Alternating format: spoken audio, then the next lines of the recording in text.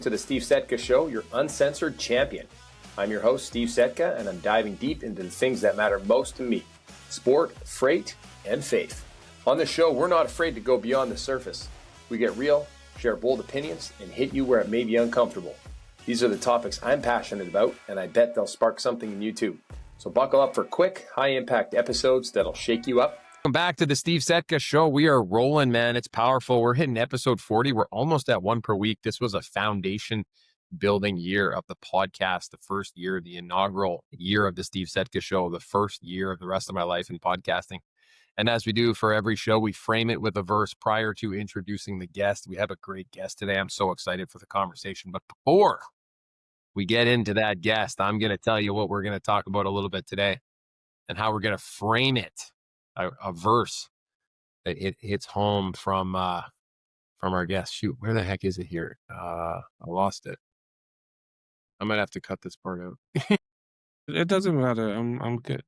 Okay.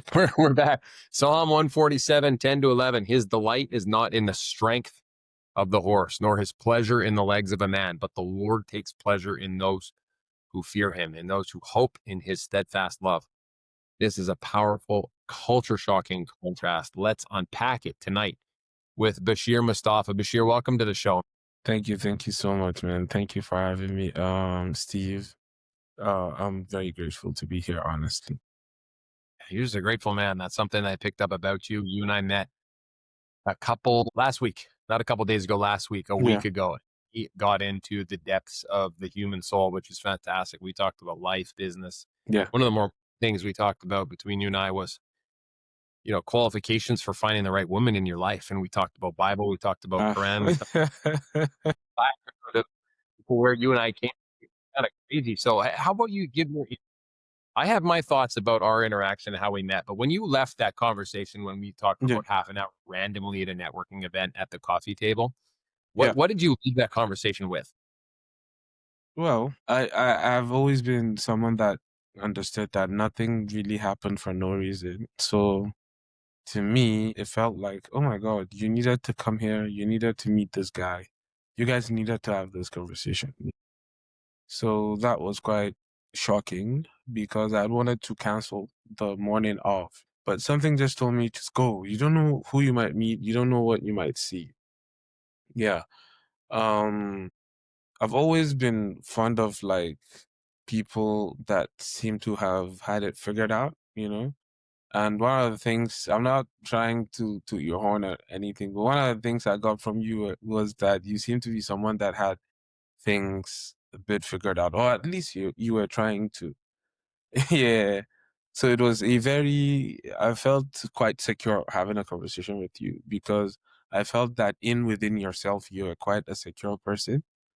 Yeah. And it's very rare these days because, we have all these things being shoved into our minds to make us less secure. So I don't know if I'm getting too deep immediately, but these are things that I consider, honestly. We're here to talk about these types of things, Bashir, because I appreciate that. First off, blessed to have you in my life, man. Blessed to meet you. I don't think since coincidences happen, I don't think things happen by mistake or it's just a random occurrence.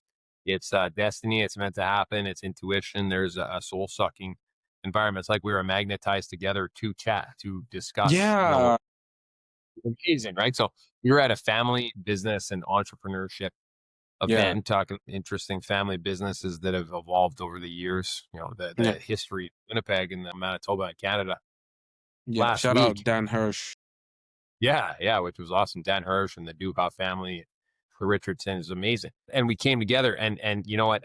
In all reality, what this verse is telling me is that we had all this other stimulation around us, all these other powerful energies, all these other forces. But what really mattered, what God was the most interested in between you and me at that moment was engaging at a deep level with one person. And that's exactly what we did. And we found out we're around the same age. We have a similar journey. I would echo what you're saying, that I see you as somebody who is powerful and energetic and has built some success in your life. You said I had it all figured out. I don't think I got anything figured out. I'm figuring it out. Okay. Maybe fake pretty well, but I would say that in terms of, financially and business and success and having a couple of my ducks in a row, yes, I have a few things that I can be very grateful and very thankful for, but lots that I'm still working on, and this is one of them. So one of the things we really got into, man, that really hit home that I really want to dive into though is this relationship thing with women. You finding a woman, me finding a wife to marry and have a kid with recently was something that we talked about in depth.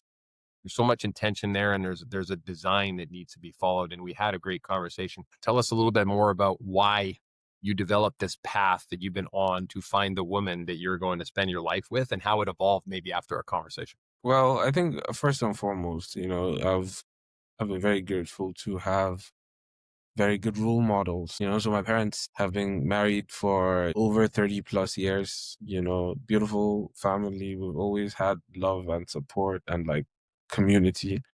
So I really enjoyed the way my dad raised us, if I'm being honest. And I thought that, as an honor to him, it would only be fair that I follow with his footsteps, this is because it's very difficult to be a good man, and it's so easy to be a bad guy. It's just it's become so easy to do the wrong things these days, right? So to find someone that, kind of goes against that and is trying to set the example, I think is just amazing. So I really have to credit my dad for that. Uh, I think one thing that God blessed me with at an early age was, I had amazing, crazy ideas, and I tested them, and they worked, right? And then the ego sets in, and then I told myself, "Oh my God, I'm so amazing! Like, look at me! I have this idea. I tested it. It worked. I'm successful." And then okay, come the next idea, and then it failed, and then it's a little bit humbling, right? It's like, okay, maybe I wasn't so good, and then the next one succeeded. So over time, I found that I deluded myself into just believing I was so great and I was so awesome.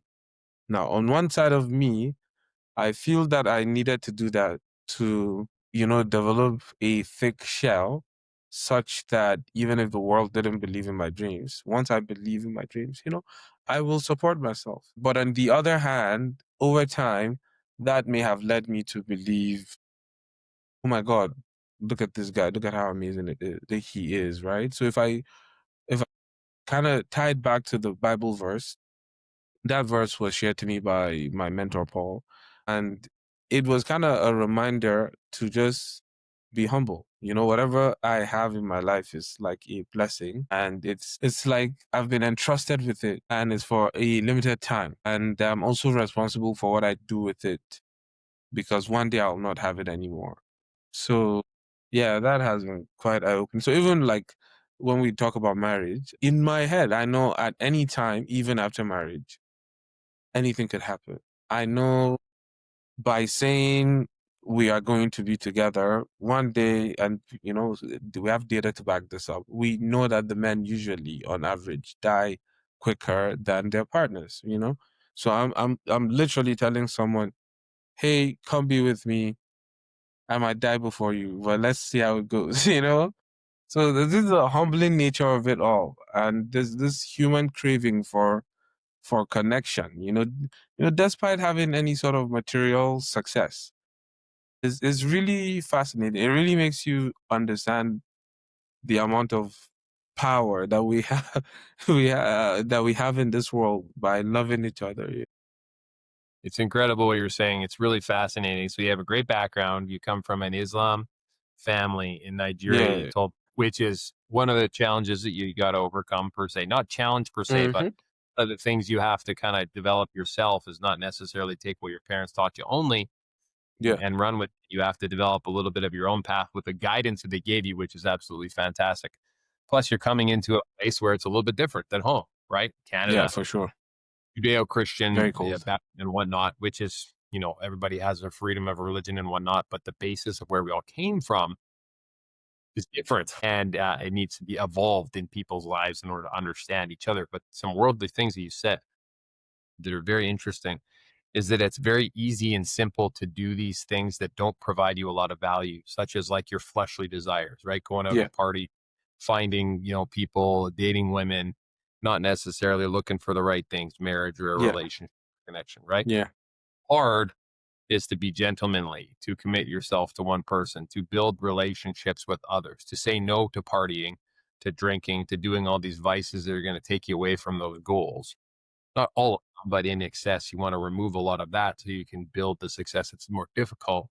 It's going to provide you an eternal and blessed life, which is very interesting. And that's very humbling because as a man, we have to realize that when you turn away from yourself and you turn towards the Lord, for example, and you humble yourself and you open up your heart to receive that love, you can give a lot more. And that's when relations start to come into your life. And you can definitely relate it to business too. If you're pushing, if you're forcing, if you're taking the easy way to try and make a quick buck, if you want to get rich quick or be an overnight success, it's not possible per se. You need to think that way. Very hard to do in practice and impossible to do that. But if you go day by day and do consistent steps that are going to bring you to that goal over the space of a year, 5 years, 10 years, you're going to have some success, which really begs the question of entrepreneurship with what you're doing and what I'm doing. You asked me a question before we started. What got into entrepreneurship? You seem like an entrepreneur. You have a brand, you got a business, you want to build a little bit of an empire. And I absolutely do. And I told you the short version before the show. I want to be in a position where I can create freedom for myself and my family and my life and do the best job that I can serving God in those fashions. Right? How did I end up in that per se? Well, I said I'm unemployable, which to me means that I don't have the ability or desire or want or need, I don't think for that matter, to work for somebody else because that's not my path. That's not what I'm meant for per se. Employment is meant for a lot of people. It's great. They need direction. They need structure. I need to create my own rules. I need to create the game that I'm willing to play so that I have more freedom and flexibility. Plus, there's so many other benefits of being an entrepreneur that I love. The freedom, the flexibility, the tax benefits, the increased pay, the Yeah. cap, the meritocracy, et cetera. So my dad and I, I had a piece of paper, a degree from the university, went out into the workforce, didn't really like it, went to travel the world for 3 years, came back, and I said, unemployable. Why don't I start my own? So my dad and I found a business to buy instead of starting one. And we more or less built that up from the ground. And here we are now doing well, living in the It's eternal life. So amazing. that's kind of cool. Do you Yeah. relate with that story at all? Do you have some sort of an interesting background that's similar to mine, or is it completely unique? Well, I don't know. I think it's not too far, but I guess life in itself is very unique. Everybody lives a very different perspective, you know? The person that is able to go from 0 plots of land to 1 plot of land is not better or worse than the person that took it from maybe 10 to 100. Life just happened differently. For me, I had the privilege of moving to China when I was 18. This was after my dad had gone. My dad was in the construction business. So I believe he went with his friends to kind of like inspect building materials and all that stuff. He enjoyed how polite they were, how welcoming they were.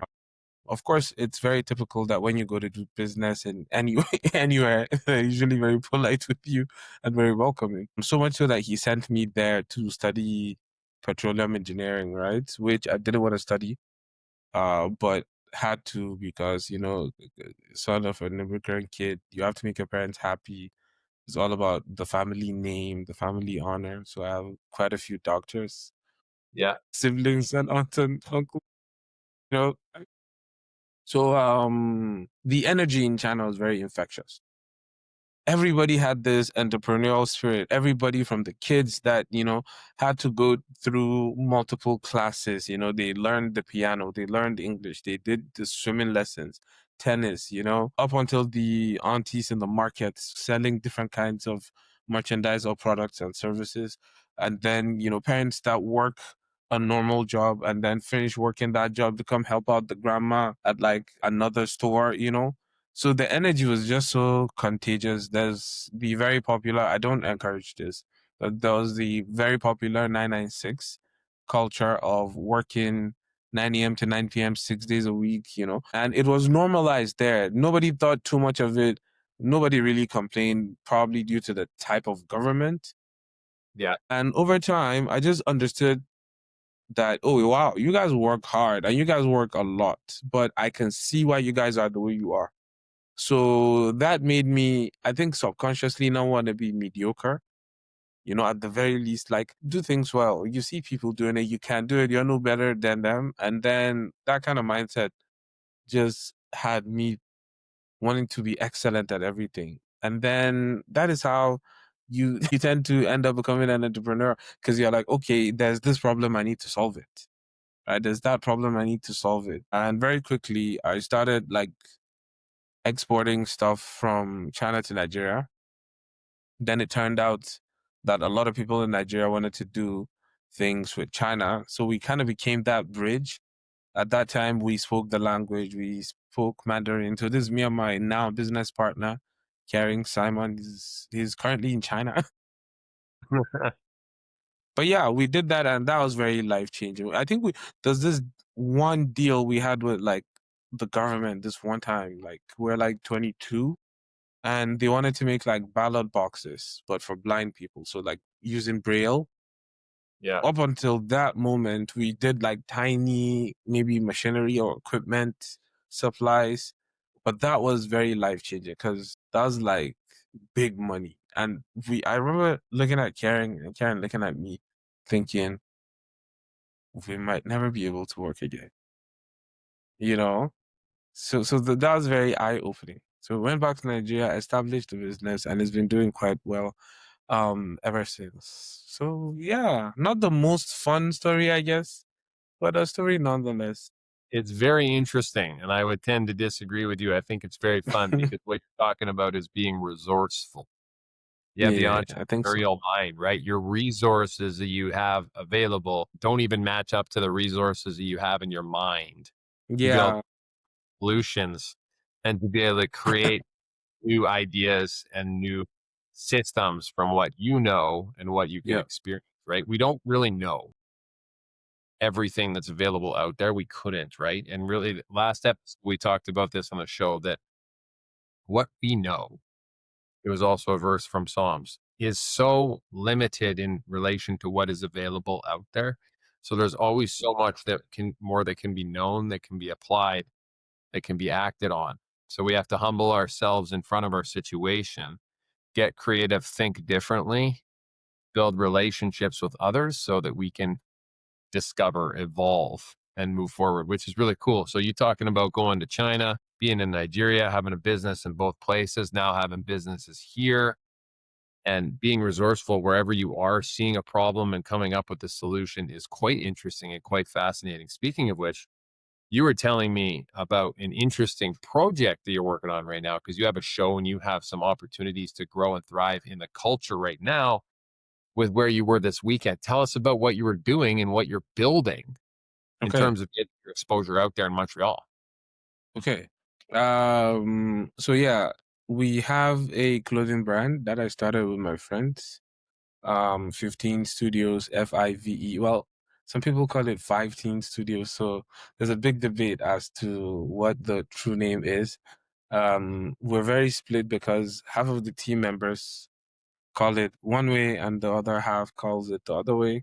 But FIVETEEN Studios, it started very small. It was just like t-shirts. We made t-shirts for ourselves, very high quality stuff. We liked it. People liked it. We made some more. We started having like photo shoots, very fun. Because, your 20s is a very wild time. Let's just start there. Okay. It's Your definitely for 20s, in a lot of ways. it's expected that you finish college, get a job, or start a business, whatever you need to do. Figure out who you want to get married to, figure out kids, taxes, wealth management, your health, your spirituality, all these things. But to be honest, it's been a very good way of forcing us to meet people, especially forcing us to meet creative people. The reason why entrepreneurs are the way they are is because they can be quite creative. You know, it doesn't just necessarily have to be drawing or like singing, but an entrepreneur is just someone that would, before they complain, they must have proposed a plan maybe quite a few times. You know, so being around that energy, in my opinion, only my opinion, Yeah. makes you want to live life. Okay, now let's look at the contrary. Let's say I'm in a situation where everybody I dealt with was sulking and like complained all the time and didn't want to make anything. If I think about what it means to be godly, I think about creation, Yeah, to create some stuff. So 15 was formed out of the need to, whether you have a full-time job or not, create some stuff. Create yourself, create your personal brand, create a new routine. No, but aside that, I've often really enjoyed, like, I do a lot of work in tech. I did a lot of product design. So UI, UX, designing of apps, websites, I love that stuff. Pitch decks, the way you combine ideas from different places and you find that special twist. Yeah, which is part of what I do, actually. We provide product design services under Amaron Ventures and MVP development services and AI and automation, which is a bit new. So I've always just found myself in all those creative spaces.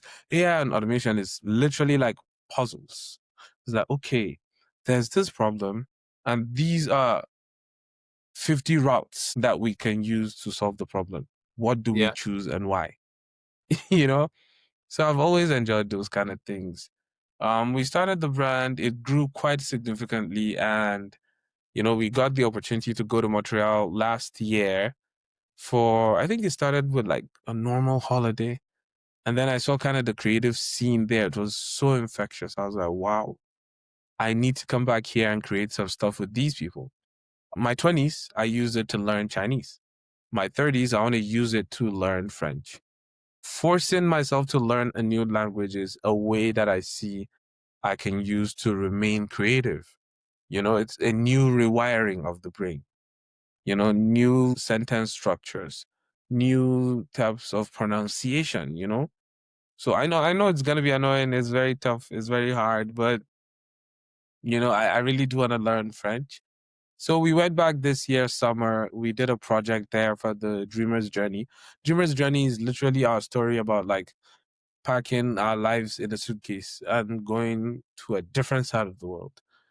So this can be either through backpacking, where a lot of people have said they find themselves taking time from work and life, just travel, be my own person for a minute, not what society tells me to be, you know?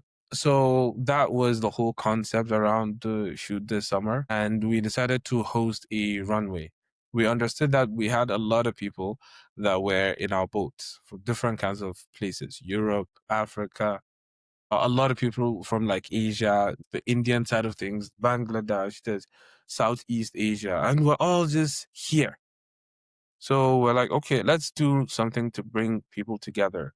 Let's do something to make people connect, find wives, find husbands, open businesses. And that's how we started the show. We're like, yeah, we know this is a fashion thing and everybody is dressed nice, but you guys are here to become friends. You guys are here to develop new relationships, form new businesses. That's what I told them. So yeah, it was quite nice. Hosted by Kristen Carmen. Kristen Carmen Mukanya. We met. She was part of our campaign crew this summer, and she had a dream to host her own runway. It just so happened that, I like people that make me feel secure. That's one of the things I said when we met, right? That the way you were. She told me, hey, Bash, I want to do this thing November 29th. The mere fact that she knew exactly the date she wanted to do it was very impressive. This was like 4 or 5 months ahead of time, Like, wow, okay. Are you willing to do what it takes to make it happen? She was like, yeah, okay, let's hop on a call. And then we did, and then we started brainstorming, got the other members of the crew involved. And before you knew it, we had a plan, we had a decent budget, a very decent budget, by the way. It wasn't that crazy to pull off, especially again, when you're being creative, right? That resourcefulness you talked about. So yeah, and it's so much fun. It makes me want to wake up in the morning, I don't have to wake up feeling depressed or like tired of life and stuff. So yeah, I'm quite grateful for You're the doing experiences I have, honestly. You're blessed and you're living a good life and you're so humble and you're quiet when you say it. I love the energy. It's like a quiet calm, but it's a beautiful, like strong and extraordinary persona that you're presenting, which is amazing. It's a good conversation for right now, 30 p.m. on a Wednesday. We're having a relaxed, Yeah. calm, You know what's interesting so crazy? power. I Tell me. literally saw you at the Honey Lounge thing. Shout out Honey Lounge. Yeah, So I think absolutely. there's this 1 or 2 episodes where I actually did see you. I was like, oh, who's this guy? You know? So, and I never knew at that time, I didn't even know you were Steve, you know? So it was when we met, and then after a few days, I saw a post on the Honey Lounge, and then I went on the page and I saw the video I had seen before. I was like, okay, this makes sense. I've seen his face before. I'm quite decent with faces. You know, I don't think I've met the Honey guy himself, or maybe yeah, but we've never really talked. But I just know the guy because I've seen his face a few That's places. amazing, man. You know him on LinkedIn or Instagram or Yeah, TikTok. Instagram or somewhere like that. I've been involved with Hanny for a couple of years now, and we've been good Nice. friends. He was at my wedding, and he runs. Wow. Yeah. It was last year. We had a great time, and he's just been a good influence in my life, and vice Yeah. versa. I've spoken on his I like panels the guy. before, and I've sponsored his events. So you bet, Nice.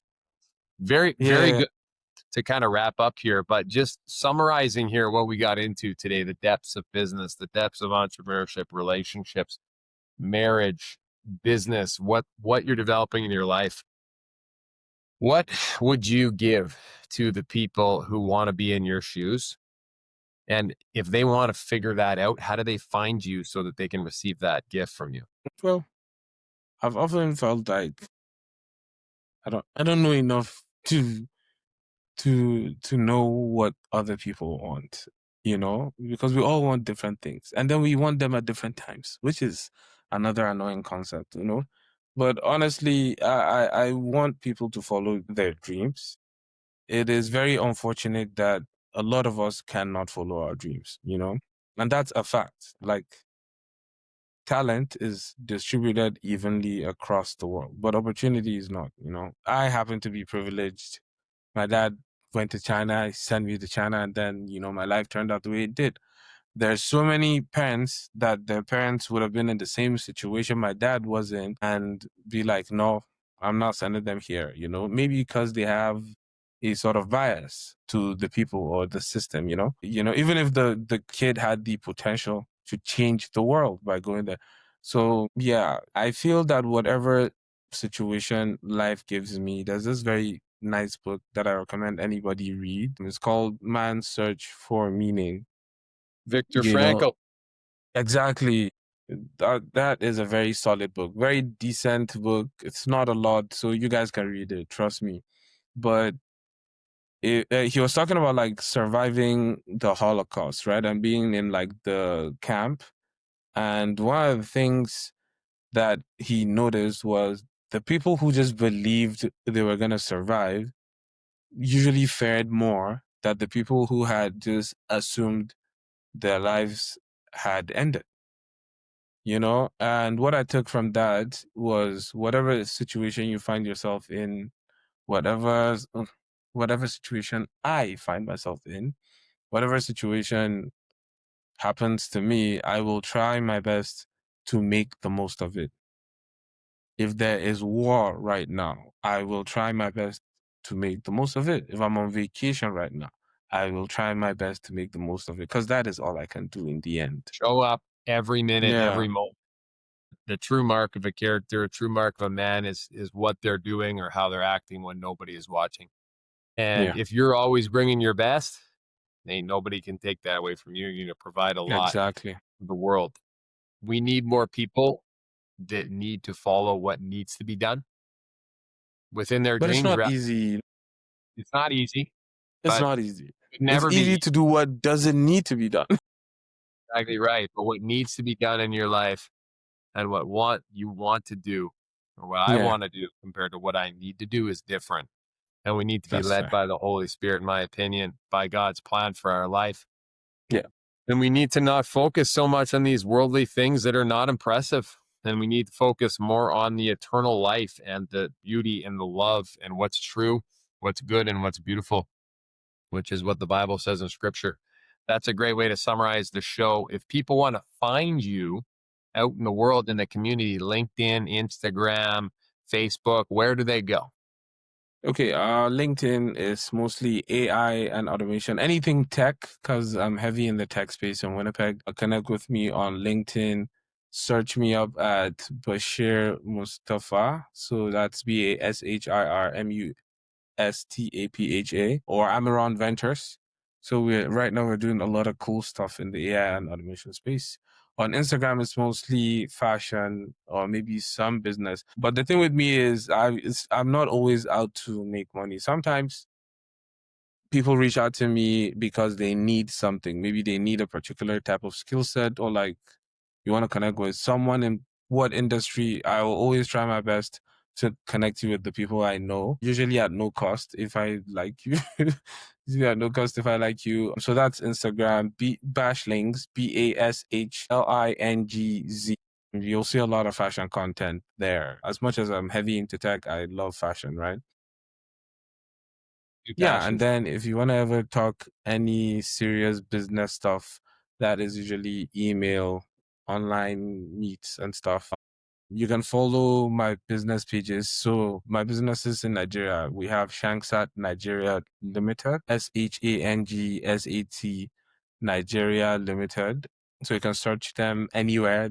There's multiple pages for all the different kinds of businesses we own. Amaron Ventures in Canada. Shout out Andrew Parks, Scott Russell. And then the fashion business is 15 Studios or 15studios.com, FIVETEEN studios.com. I do everything with people. I never do anything by myself, unfortunately.